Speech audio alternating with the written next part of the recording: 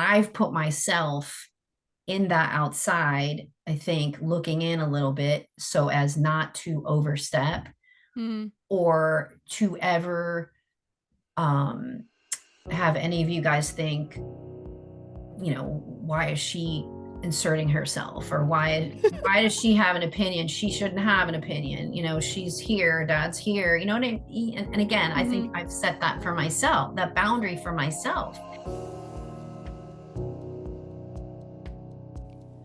This is the Bad Mothers Podcast, where we dive deep into our maternal urges, or lack thereof.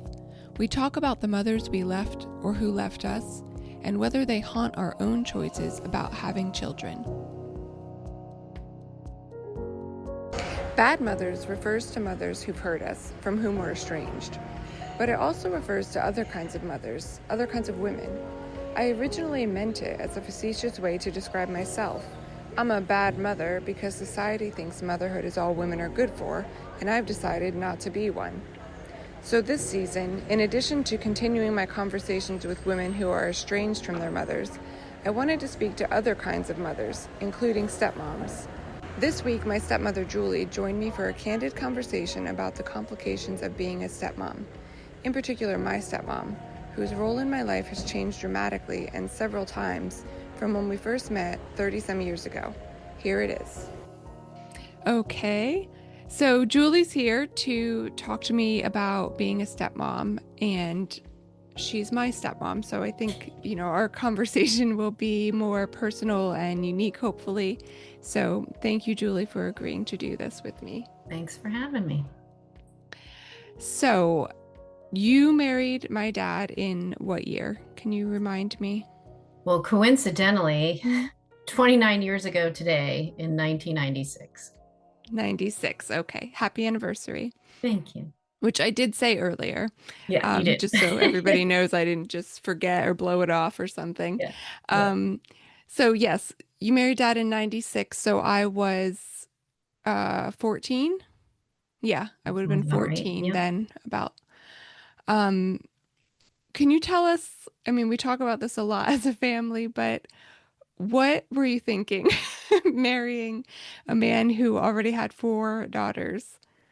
And I think the response I often give is I wasn't thinking. And last night, your dad and I just had this conversation at dinner, the same topic of how it happened. But I think the fact that I just really was very naive and very ignorant to becoming a step parent and what that role would entail. Hmm. So, and in some ways, and we both laugh about that was probably a good thing that I Yeah. was completely oblivious in some Yeah. ways, because he often says you probably never would have married me if you'd sat back and really thought long and hard about Hmm. what being a step parent would entail. So yeah. How old were you then when you got married?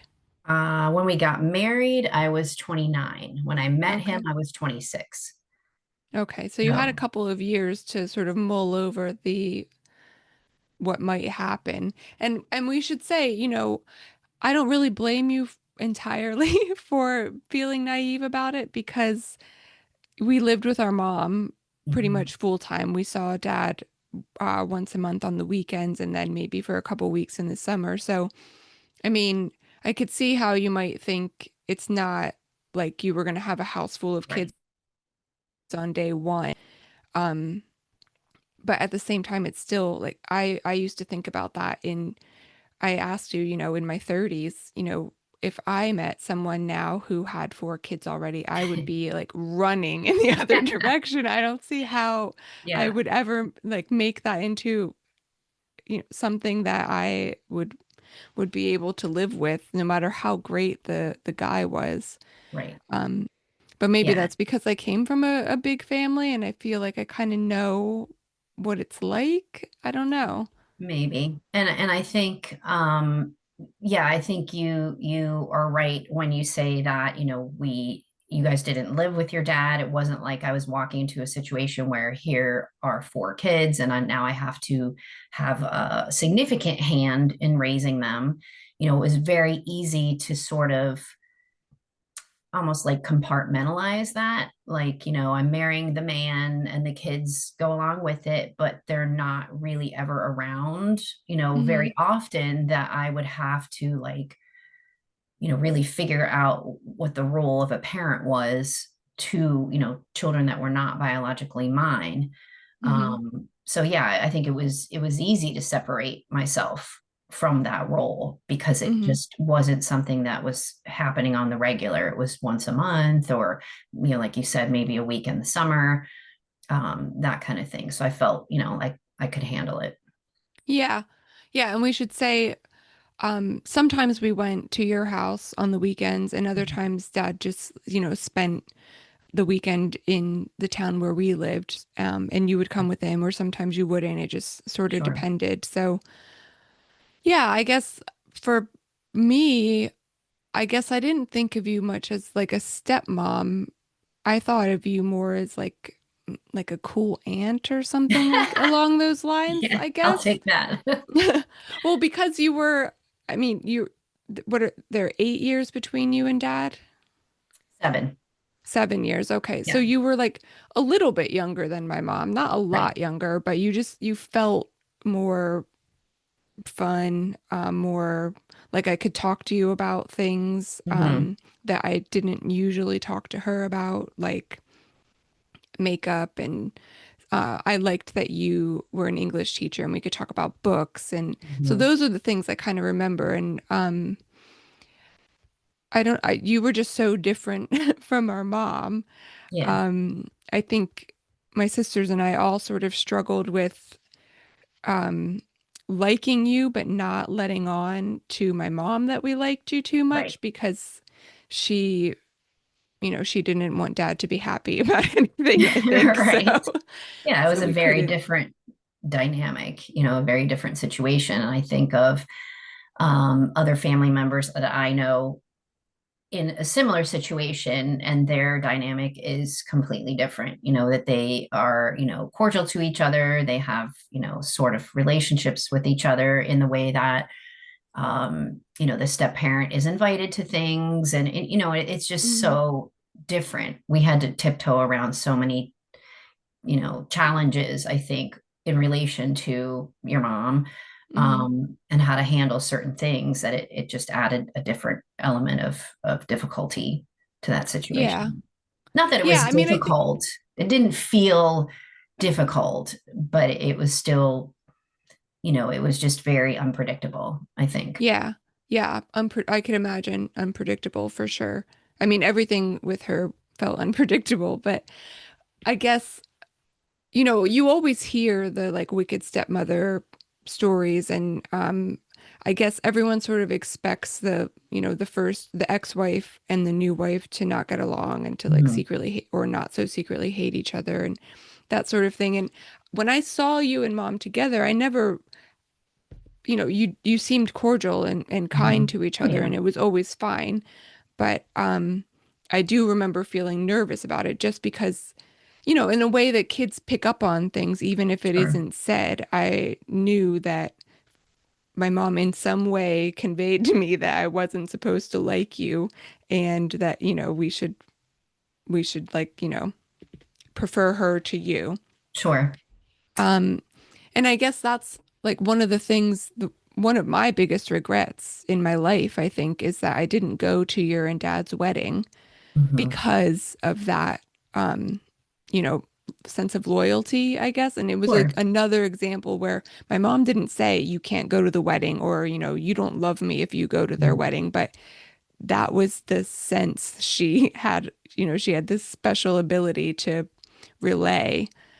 So Right. I mean, I know Dad was upset about that, and I feel Mhm. terrible to this day, but can you tell me what it was like for you guys as you were like leading into your wedding?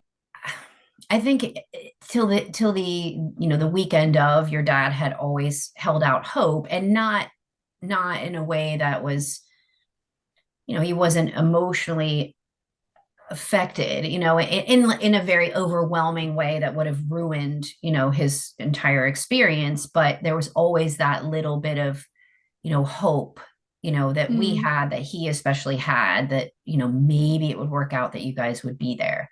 mm, Um, yeah, so that was just always in the weeks leading up to it, the conversation that we had. Well, if they do come and mm, we have to make arrangements, they'll have to go with my parents, and will that be okay, and that kind of mm, thing. But yeah, and I think it was just it's hard to remember real specific things, but the one thing I do remember again is in the weeks leading up, that little bit of hope, but then never really wanting to say anything specifically, to you guys, like, oh, we really hope you guys are going to be there, because mm, we knew the push pull that was going on, mm, whether it was outright or it was, emotionally, internally, like you said, like she never really came out and said, you better not go to that wedding.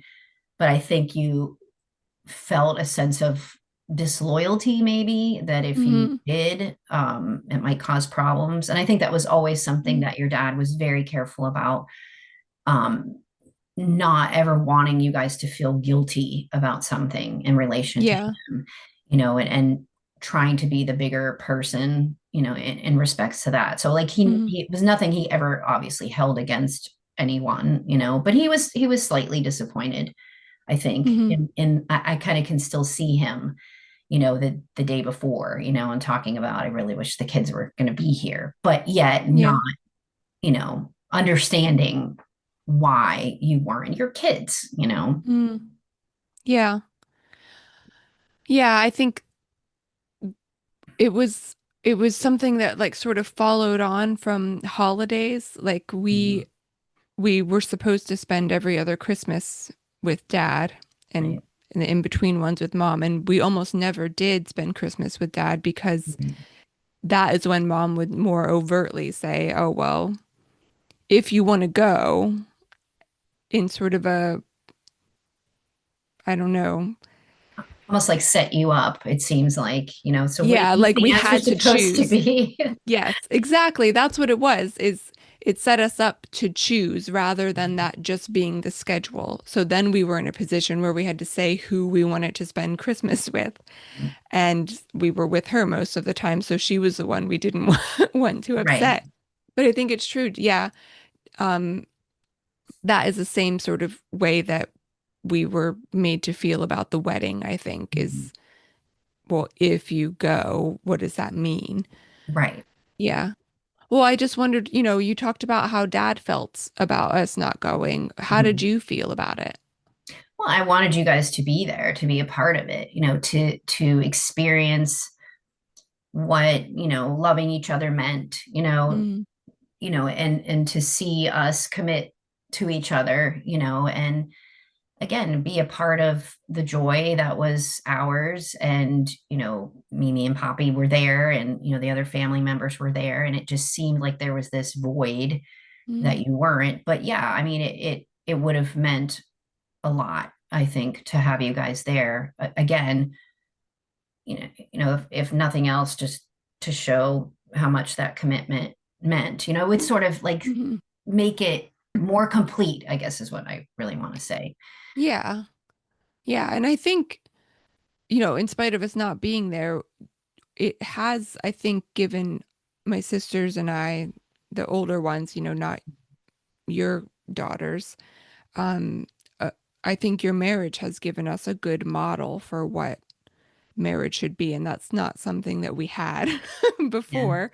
We didn't have a clear picture of that. So I think, I mean, you have succeeded in doing that, even though we didn't attend the wedding. Right. And a few years ago, you and dad renewed your vows, and we were all there for that. And I think, that felt Yeah, really that good to was be able to be a part of that. that was nice. Yeah, that was kind of like, if you weren't around the first time, at least. And I think you probably had more appreciation of it, and more awareness of it as Mm, adults, when we renewed our vows. So yeah, that was very pleasing to both of us, that mm, finally, if you couldn't be there the first time, you could be there the second time. yeah. So did you feel like your role in our lives changed at all when you got married? Like when you were officially married, did it feel like anything was different? No, I mean, not really. and because you guys were so far away, I think, I Mm, mean, not so far away, but it was 2.5 hour drive. mm-hmm, So it wasn't a situation that I look at with, your sisters who have children and, a stepchild that mm-hmm. they are, right there, and it didn't really change that much because of distance. I think if you had Yeah. been local, it would have maybe had more of an effect Mm-hmm. um, than it did. Yeah. So things started like that, and then as our I'm not sure how to describe it, as our relationship with mom disintegrated Mhm. and dad sort of had to take on more custody responsibilities, Right. then I imagine, the whole situation changed. Oh, Your yeah. role changed a lot. So, um, all of my sisters at one point lived in your house, Right. um, at times when my mom just wasn't coping well with everything. Right. Um, so how did it feel then when we were actually there, and one of us were there? Yeah. Trying to navigate that was difficult at times. And I think, it was I don't know, there wasn't really a lot of advice, floating around Mm, out there, or and I don't know that I ever really thought to seek it out, to talk to someone, how do I handle this situation? What's the right thing to do? And trying to walk that fine line between, because we had children together, trying hmm to like keep things on an even keel with the much younger children that we had together and adult children, of my husband, and sort of making all of that work, because now there's another person living in our home that didn't start out living in our home. um and again, I think the good part was is that our kids together were young enough. Your youngest sisters were young enough that, I mean, it was almost a non-issue for them, but more of hmm an issue for me, again, to try to like figure out how do I balance this and not, make anybody mad or step on toes, or assume a role that I didn't need to be, in at the hmm time. So, again, it was difficult sometimes.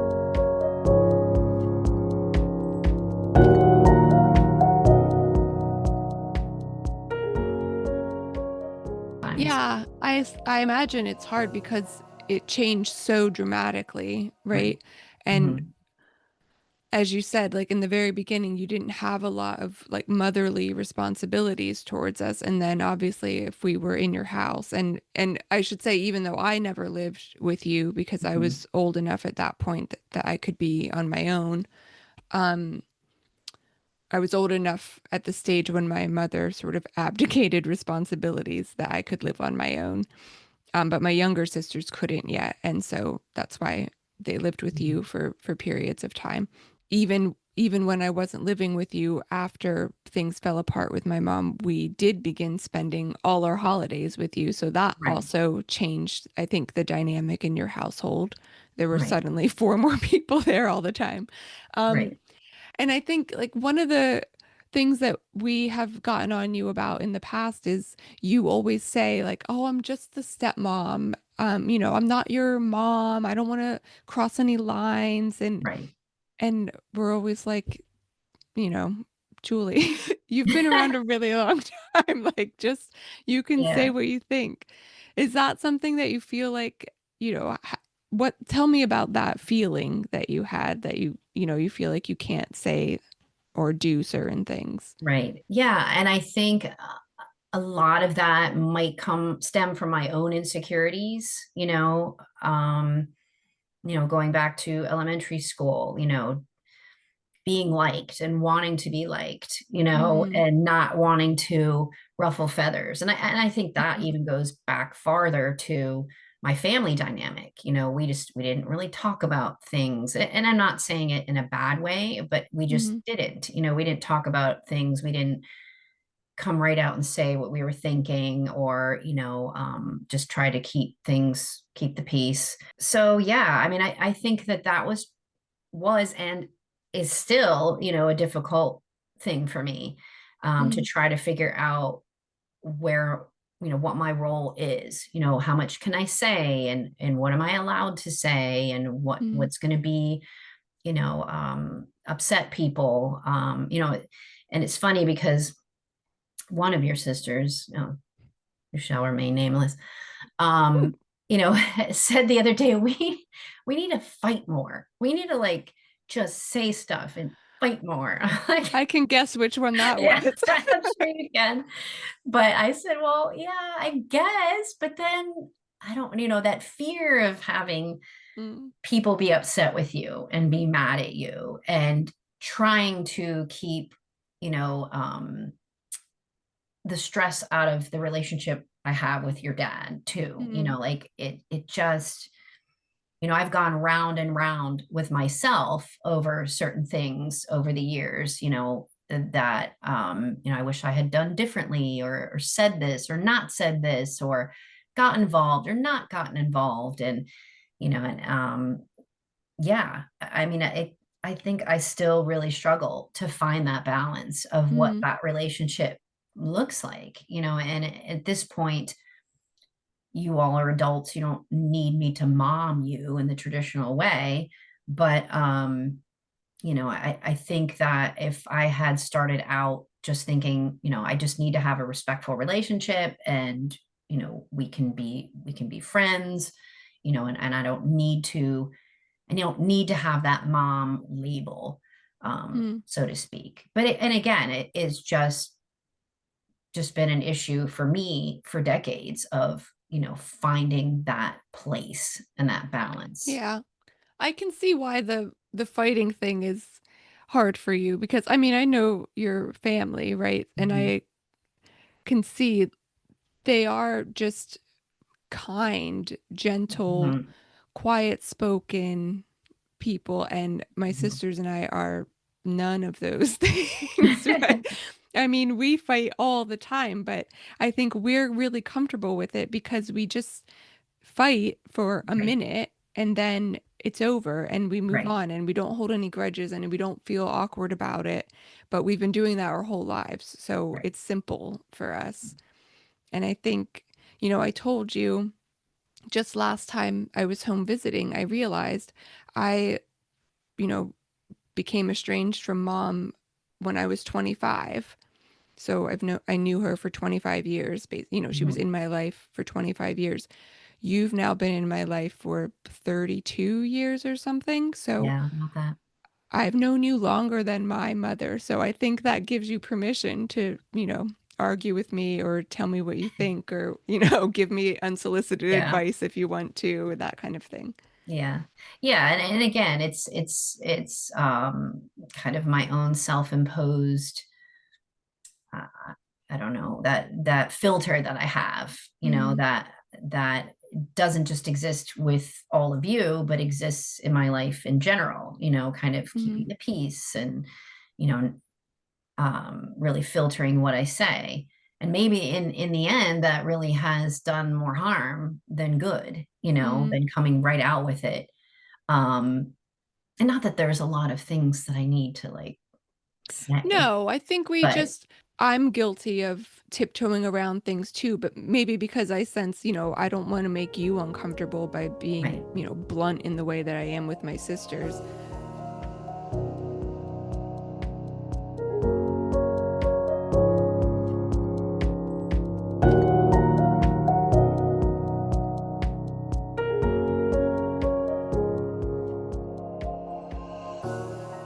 When I was planning my wedding, Mm, and you said, I think we were thinking about dates, we were throwing dates around, and because you're a teacher, you were worried that, you wouldn't be able to make the trip if it wasn't in the summertime, but you didn't want to dictate the right.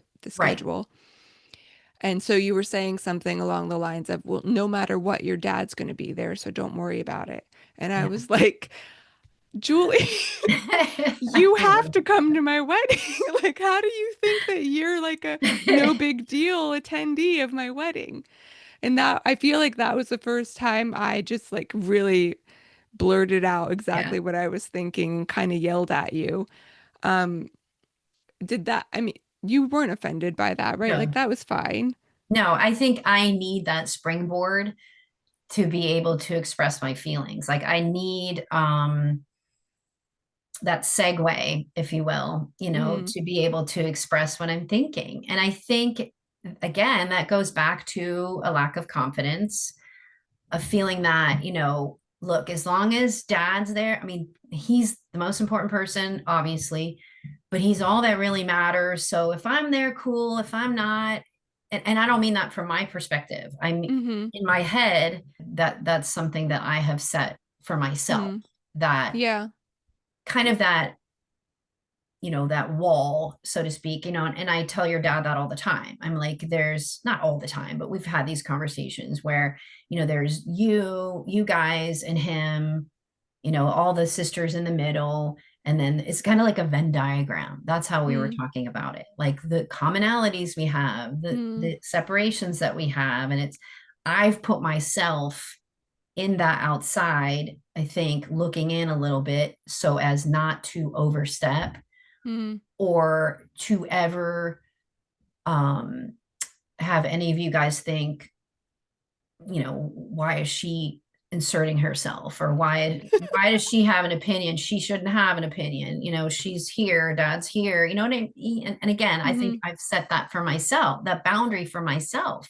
And Yeah. it goes back to that confidence issue that I really wish I could just bust through it and be Mm, like you in that moment. I mean, you allowed me to express some thoughts and feelings I've had and you've mm-hmm. had, and I think that was a good thing for us and for our Yeah. relationship, because a lot of those things that, go left unsaid create, undue tension and undue Mm-hmm. um, issues that, and a lot of it sometimes I think we imagine in our own heads. Yeah. I've already decided what you must be thinking, Mm-hmm. and what your sisters must be thinking.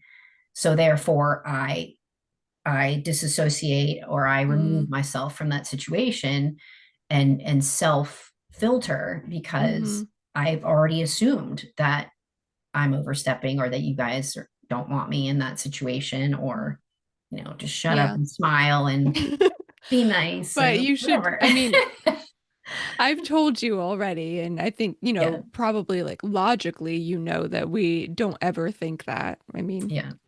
um, you are just, part of the family, obviously, so you can say what you want. And when I first became estranged from my mom, it was horrible. It was so difficult. Right. Every day I struggled with it. I was so sad and I didn't know the right thing to do.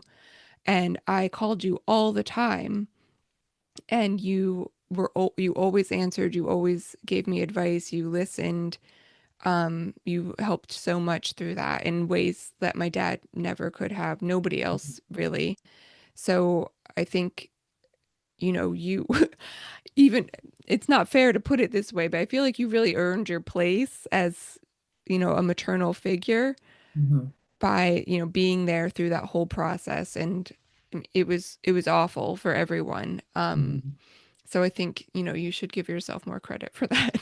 I appreciate that, and those are the things that you think about, at the end of the day, how are you seen, by your stepchildren? And it's not going to be equal amongst all of them. It just often won't. But, just to hear that. And I think that to me, um, I don't know, really supports the idea that, you don't have to be like a mom necessarily, but to be like that older sister figure or a friend, or, Hmm. you know, yeah, a bonus parent when it works, that way. But yeah, I mean, that's good to hear. I mean, that makes me feel like I've accomplished something good, you Of know. course. What about when you had your daughters? Did it like change your perspective at all on dad's relationship to us? Like having your own kids, did that alter anything? Yeah, it did. I think back, again, in my youth and naivety at 26 years old. I remember we talked about how he said my kids are the most important thing, over you, over Mm, everyone. And to me, to hear that at first, again, being very naive and, very ignorant, I was kind of like, over me. mm, But and I understood it obviously, but then when I had kids, then I really realized, oh, yeah, I get it. You would mm, throw yourself in front of a moving car for your kids, that mm, they are number one and the biggest priority over mm, everyone. So yeah, in that respect, I did gain a greater understanding of what he was dealing with and his connection and feeling, as a dad and the love that he has for mm. you. We just really made it clear at that Yeah, point. Yeah. yeah. And when we did need to come, well, not me in particular, but my other sisters had to come and live with you. Mhm. What was, maybe this is too personal, but I'm just going to ask and you can tell me no. Sure. But when dad, I assume dad came to you and said, look, this daughter needs to come and live with us. Right. Was it like, is that okay with you? Or was it just like, this is what's happening, get on board? Or how does that conversation work when you already have your family, Mhm. your two daughters and husband in one house?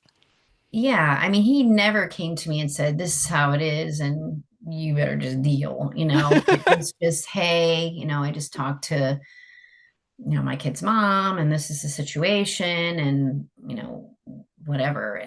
And we would always were open to talk through it and figure out how it was going to work. I mean, it was definitely something that, gave me anxiety, thinking about, Mm, older girls in the house and these two and again balancing all of that out. Just sort of mm, walking that fine line, between making my husband happy and making sure my kids are good and making sure, my stepchildren are good and that kind of thing. And again, sort of that jockeying for what's the role then, who mm, am I in that role when mm, they come to live with us? Am I supposed to reprimand? Am I supposed to set boundaries? Am I supposed to be the mom? Like, who am I in this mm, scenario? So, yeah, it was just a stress of or an anxiety of how's this going to look kind of thing, mm, but mm. never like this is how it's going to be.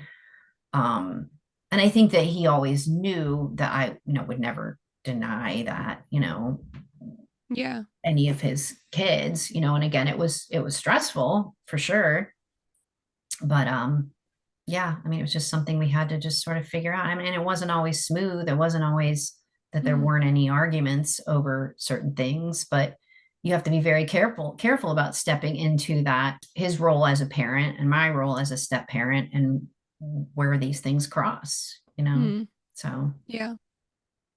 What do you think? I mean, I'm assuming you're going to say nice things here. It could be a dangerous question. yeah. But what do you think we have added to your daughter's lives? Like, how would it have been different if they didn't have these much older half siblings? I think I don't even think about you guys as half. I think about you Yeah, guys as yeah. whole. I think it would be really sad, to be quite honest with you. Mm, I think it would be really sad. I think that my two are so incredibly blessed by the love and support that they've had from all of you. And not that it's always been perfect, but I feel so much comfort in the fact that one day when we're both gone, that it won't just be those two together, but this huge group, mm, of women, wonderfully strong, supportive, loving people that would, do anything for each other. So I mm, can't imagine their lives without you, all four of you. What an amazing blessing, mm, and a part of me is a little envious because I don't have that. I don't have a sister. I have a sister. I have sisters-in-laws. mm, I made the mistake of saying I didn't have a sister to a sister-in-law. And yeah, I forget sometimes, But yeah, I see my sisters-in-laws as sisters, but it's just that bond that you guys have, Mm, it's truly a blessing, and it gives me comfort. It gives me you know, I just, again, I just feel so incredibly blessed that they have all of you, and yeah, it's not always perfect, but what is? But yeah, I mm, wouldn't change that for anything, honestly. yeah.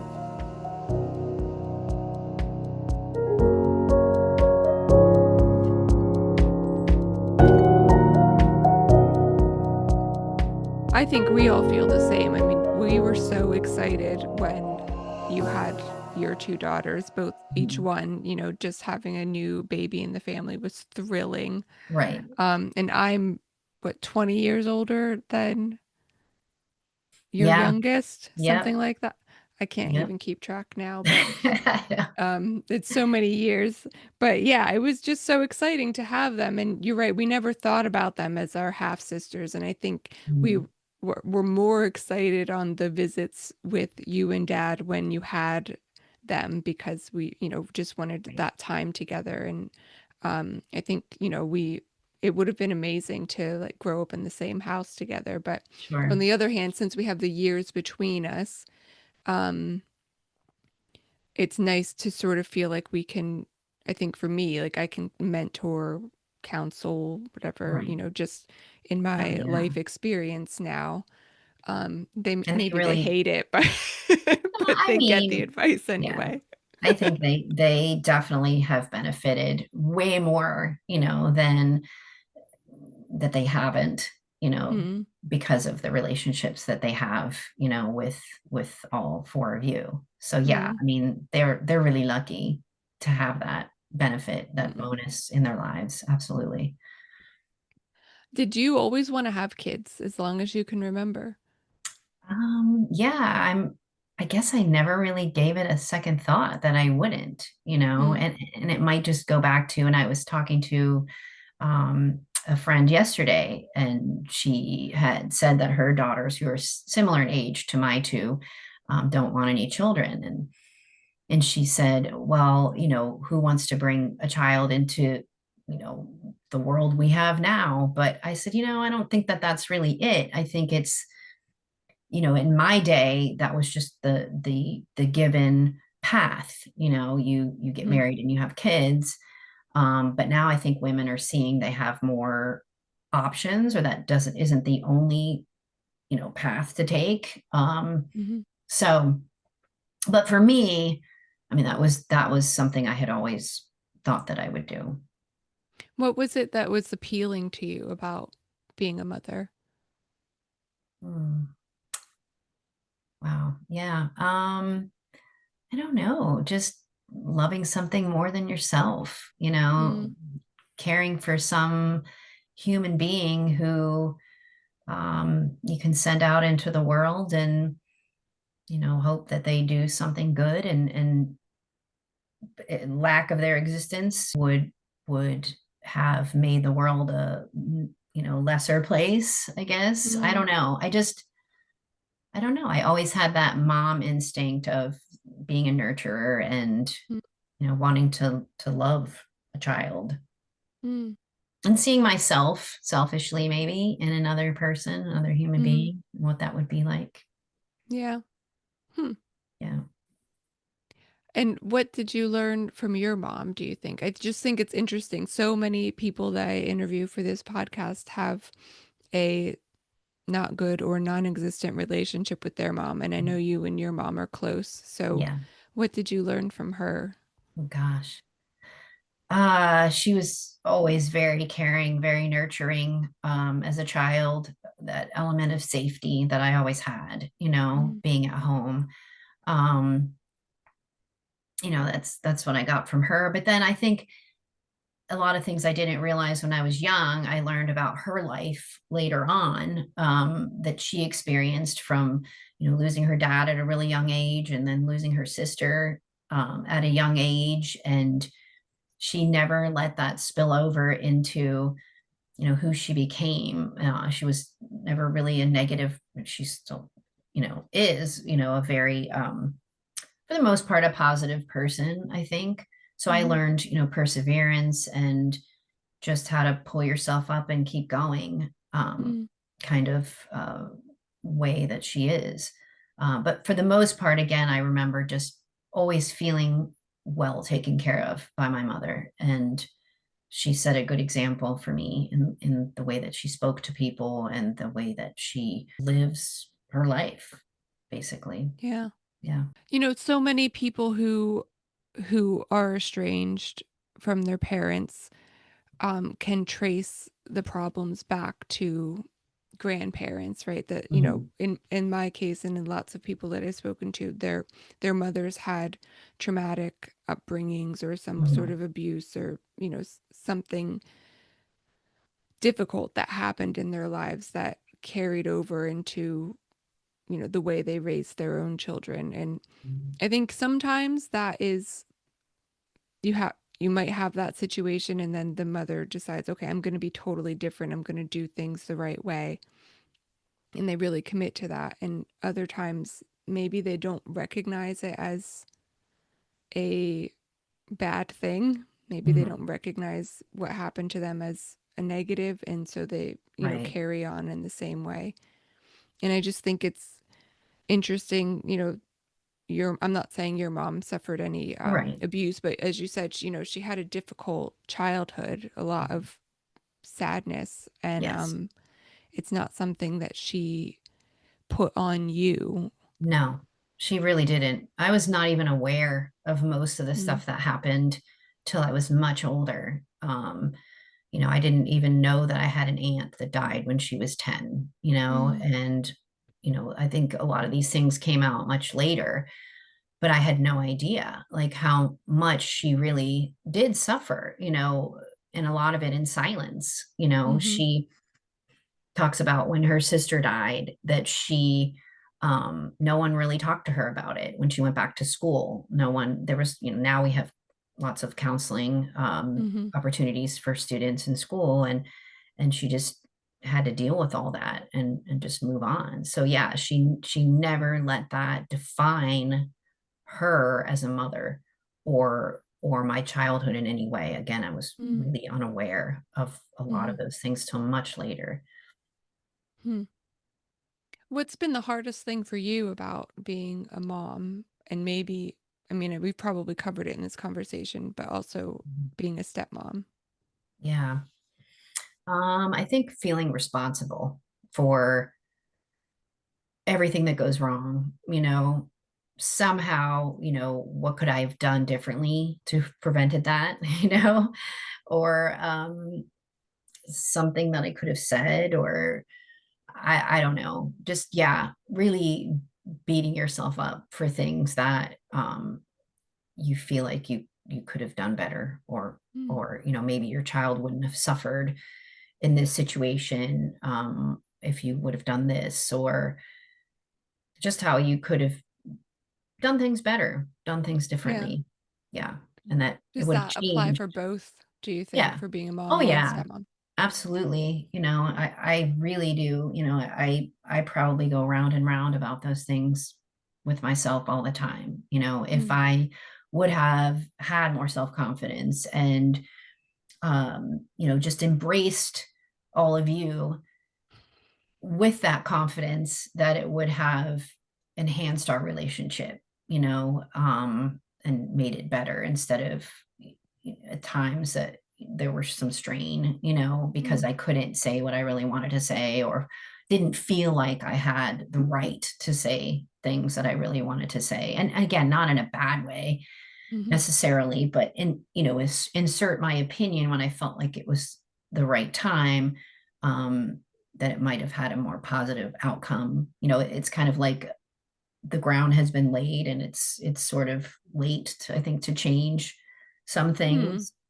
But I don't think that's true. I mean, I understand why you feel that way, but I was going to say, you do all the like the nice, good things moms do. Like, mhm, you get all the perfect stocking stuffers at Christmas and you know which meals we like and you cook them for us when we visit mhm, and those kinds of things. So I feel like If you do those things, then you earn your right to also do the annoying mom things. Okay.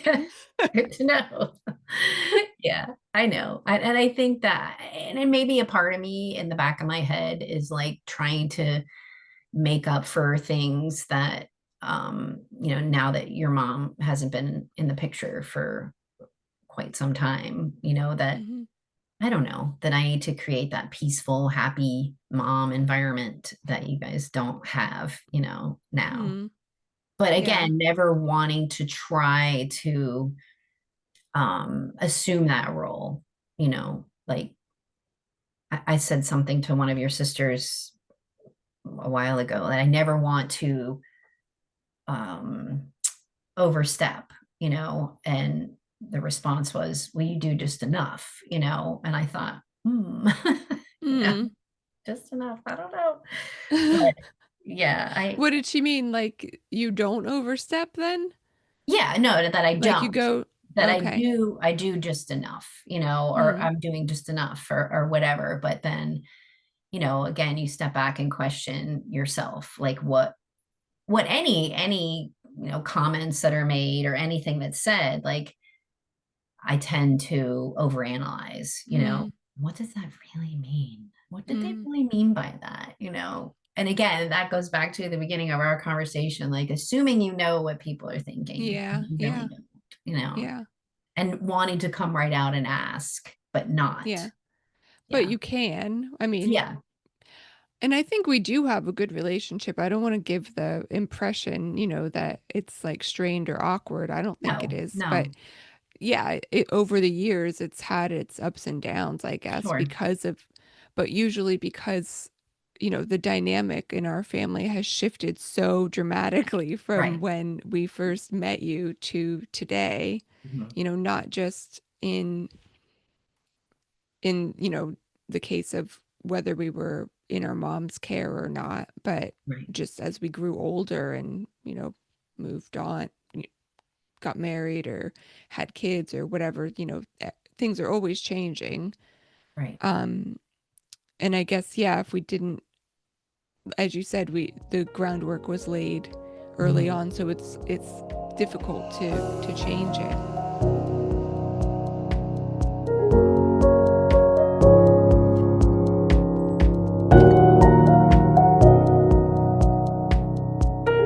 I think about, how does this relationship, continue to change going forward, as we get older? Always the hope that it deepens. I think that it will always evolve. It will always be changing, and I think my role has been more, not have been more, but has been somewhat on the back end, helping your dad through situations he didn't know what to do and holding him Mm-hmm. back from the edge, where he was ready to get on the phone and blah, just sort of Mm-hmm. let it all spill out, but having him temper his words, and Mm-hmm. sort of that's kind of been my role too over the Well, years. yeah. How many times have we called you and said, "Don't tell dad," Yeah. Can or you tell can you tell dad?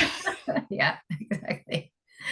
Yeah. So Yeah. and I think yeah, I think that was probably a good buffer with him because he can let his emotions, as we know, like Mm-hmm. run what comes out, of his mouth, and then he will step back and say, "Oh, I shouldn't have said that. I'm really sorry." So trying to get him to pause, let's pause for a second. Let's think about Mm-hmm. what we're going to say. Like, not that he's a child, but like because he's so not emotion driven because he's not, but he can let that get in the way, of his Yeah. response, being overly emotional about something. Yeah, yeah. He's definitely better if he has like a day to think about something Yeah, before you yeah, talk about it. yeah, for sure. Yeah, well, thank you for managing that for so Managing many him. years. But yeah, and there's been times over the years, and I remember too, when you guys were young and it got difficult, the visitations were difficult sometimes. Um, things that your mom would say, or how she would try to manipulate. And there were times when he would just want to throw in the towel and say, I think it's better that, I kind of back away because I'm making it harder for them. Always reminding him, hang in there because the truth always comes out. People eventually will see who you really are and who, you know, she is, and um, what comes around goes around. So Mm-hmm. I said they will figure it out. They will figure it out eventually, Mm-hmm. and that's something that I'm glad we dug our heels in and stuck with it. And yeah. Yeah. Yeah. Yeah, for sure. Because it's true. We had a lot of guilt with our mom if we ever chose dad for anything, Mhm. but we never felt that from dad. And I think that's why we neglected him so much because it was just easier. He never gave us a hard time about it Yeah. because he knew. Whereas if we didn't, spend a weekend with our mom or something, then Mhm. it made life very difficult for us. So, Yeah, he um, was definitely never ever wanted, like going back to the wedding at the beginning of the conversation, he knew that was all beyond your control. mm, He never wanted to blame you guys for he never blamed any of you for any of that. yeah, I think that's good advice for anyone in that situation Mhm. now, with, maybe a manipulative co-parent, is I guess you just have to wait it out, don't you? Wait for the child, Mhm. as long as the child isn't in any Sure, danger. absolutely. Um, Yeah. but yeah, you're right. As we get older, we see things more clearly, and Mhm. it makes it easier to see who the good guys are. Yeah, I mean, I think you have to be mature about it and think with your heart, and your head too, but Hmm. realize that kids are their children, and you have to rise above all of those things, and I think that he was always really good at that. We balance each other out in terms of that, in terms of being married and being a step parent, and he doesn't know what it's like because he's never been a step parent. But Yeah. and I think it's as a parent it's a big responsibility. um and as a step parent too, that you have a huge responsibility to set that example for your kids, for your step kids, and show them what it's like to love someone and be respectful, and not be selfish with your time, with anything, in Hmm. terms of it's selfish with your love. One of the themes I'm bringing into this season is my struggles with my puppy Annie, which you know all about. But I think it's funny you mentioned about not being selfish with your love because my grandmother, her dad's mom, her advice to me on raising a puppy is that when she does something I don't like, to just ignore her and not show her any affection, withhold my love from her, and then she'll learn how to behave. And I just think, wow. I mean, maybe it works for a dog. I haven't been successful in doing that. I can't. She's too cute. But um yeah, that's probably really awful advice for mothering, isn't it? Yeah, I would say so. Yeah, I think ignoring a child, or ignoring anyone is probably a I don't know, uh, psychologically damaging Hmm. approach. I don't know if that Yeah. works for dogs, but for Mm, kids, to yeah, withhold, yeah, not a good definitely. I thing. think that was the worst thing that my sisters and I experienced Yeah. is feeling like we weren't there. Hmm. Yeah, that's yeah, withholding love, I think, is very cruel. Being seen is important, to Mm. kids, and whether it's for good things or bad, yeah, they have to be acknowledged.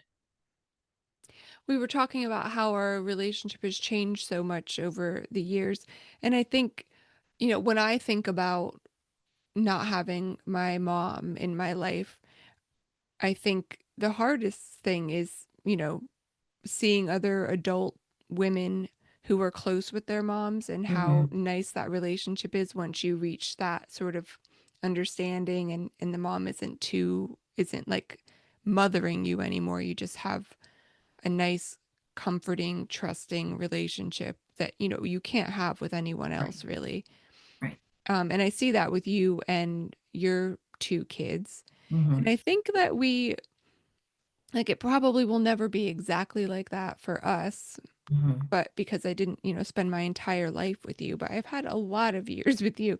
So I think that is, something that we can look forward to. Right. Yeah. And I think, again, some of that is, it's definitely easier when you have that relationship with kids that you brought into this world, Mm, who look at you as they just look at you differently, mm, obviously. But I think some of the boundaries on that closeness and comfort with you all is has been self-imposed, mm, too. mm, Like mm, actually looked at an interview a while ago that had to do or listened to a podcast. They were talking about step parenting and don't feel like you can't ask, like what do you want from this relationship? mm. um and I think that goes back to not coming right out and saying things, that you really want to Yeah. say or should Mm, ask. um but yeah, I think that you don't have to do that with your biological kids, but step kids or mm, bonus children, um that it's okay to ask that going forward. What relationship do you want? Yeah, that's interesting. And I think we as adults could also say proactively, this is what I want, Right, right? right. So, Yeah, yeah. And I think again, it goes back to not asking those questions and making assumptions. Definitely has, negative consequences, I think, um, as far as those relationships go, rather than just coming right out and saying, what do yeah, you want from me? I don't even really know how you feel about me. yeah. Maybe, maybe at my funeral, or like, people, when they die, people get up there and like, oh, I really liked this about that person or this, Mm, whatever. And you don't really know, and that's with any relationship. Um, that I think you either have to ask for it or just come out and say it and take that yeah. risk. Yeah, I don't Um, think that's unique to us, probably. It's just no, a lot of people, yeah, you you either already have an understanding from day one, right? Or you have to speak up and say, right. yeah, Yeah. And I think I've spent a lot of my marriage and my relationship with all of you just assuming and yeah. guessing and tiptoeing, and maybe that sister's right. We just fight. Say what we Probably. think. I don't know. Yeah, And that's I think fine with me. but I think it's sometimes assuming, for me, I assume if I say this, somebody's going to be mad, or Yeah. it's going to come off in a way that it might make someone mad. Or, Mm, but again, circling back around, I think that can have an adverse effect when, you don't come yeah. out with it. And I've always told your dad, there's been some friends I've had over the years, like they will come right out and say whatever, and not in a mean way, but, Hmm. they feel like they can speak their mind and speak the truth about something. And those were the friends I always appreciated the most because I Mm, never had to guess how they were yeah. feeling. I never had to Yeah. wonder how they were feeling. And I think that that's a nice dynamic the four of you have. Like it can get ugly. I've seen Mm. it get ugly, but you guys never have to wonder. Like I envy that. Like you come right out Yeah. and you're like, you're being a jerk and you're this and you're that and da da da and forget it. And but then everything's always fine in the end. That's what I was gonna say. You were saying, you worry that if I say this, someone's gonna be mad. Yeah, somebody probably is gonna be mad, but they'll only be mad for a few minutes and they're never gonna hold it against you. Yeah. So, who cares? I know. I need to like get past that at 58 years old. It's time, right? But yeah. All right. Well, thank you for having this conversation. Absolutely. And Me we too. love you, so you should just say Aw. whatever you Well, think. I love all of you. And I, probably don't express it enough, but yeah, I mean, I'm truly, You truly are blessed. Truly beating blessed. yourself up I again. know, right? Here I am. But really blessed. Bad Mothers is written, produced, and edited by me, Monica Cardenas. I'd love it if you'd rate and review the show and get in touch with any feedback. You can find me on my Substack, and guess what? It's called Bad Mothers too.